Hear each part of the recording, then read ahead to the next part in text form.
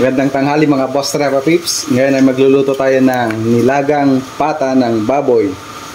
Ito, meron tayong pata dito ng baboy. Tapos meron tayong patatas, merong mais, may sibuyas, may pechay, may sili, saka may repolyo. Tapos ito lang naman yung pampalasa natin dito. Lagyan natin siya ng nor, saka paminta, saka lagyan natin ng asin. So yun, samahan nyo kami sa pagluto ng nilagang pata ng baboy. Tara boss, umpisa na natin. Una ay pakuluan muna natin itong pata. Pakuluan muna natin para once na kumulo, matanggal natin yung mga latak. So antayin lang natin siyang kumulo muna bago natin ilagay yung sibuyas saka paminta.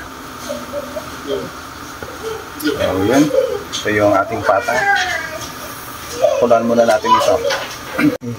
Yan mga boss, nakulo na, so tatanggalin natin itong mga latak na to. Ito yung mga dumi na kailangan tanggalin.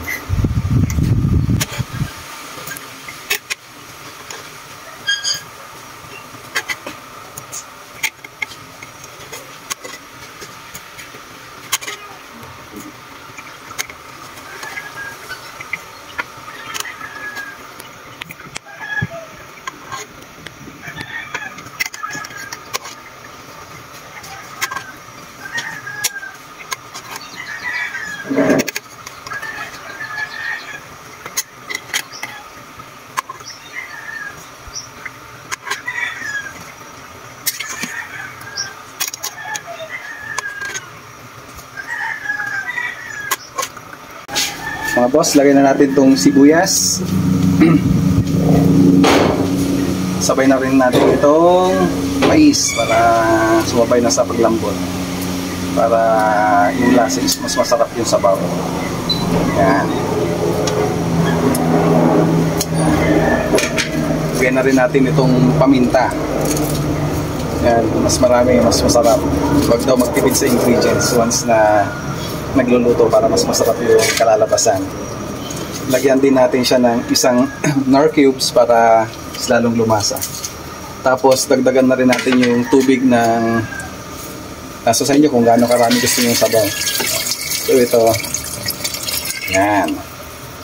So antayin po natin yung kumulo dito sa pressure cooker siguro mga 30 minutes.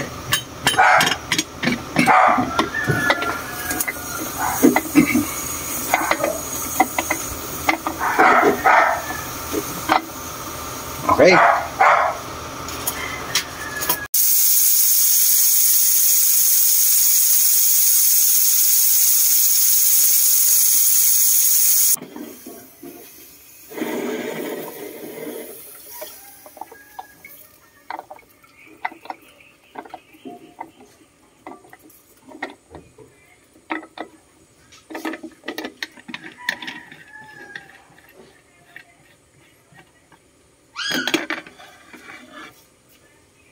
Yun.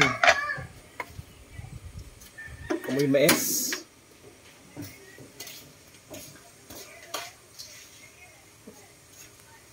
Sarap ng amoy.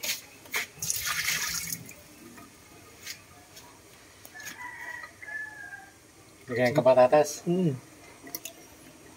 Patatas.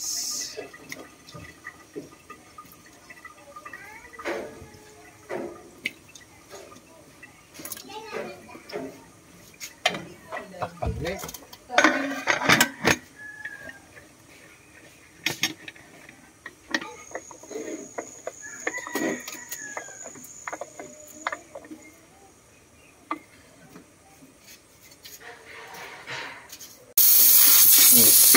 Ayaw.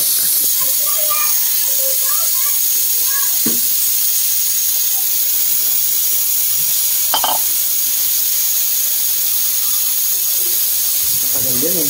Matanggal ang pressure eh. Kailangan talaga. Yakan.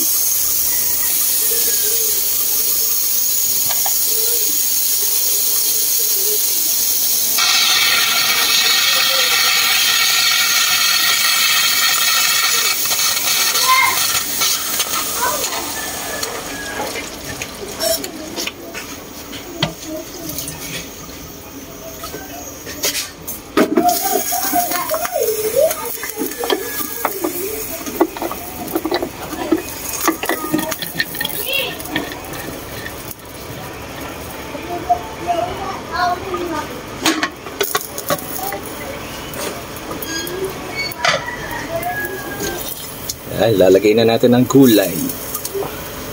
Repolyo. Pechay.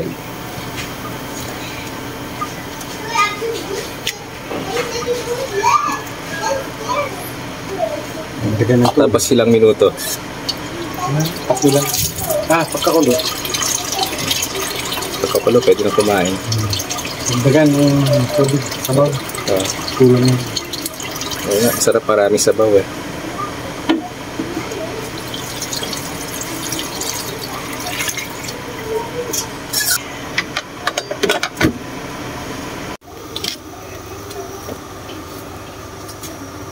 Sarap na. Tikman.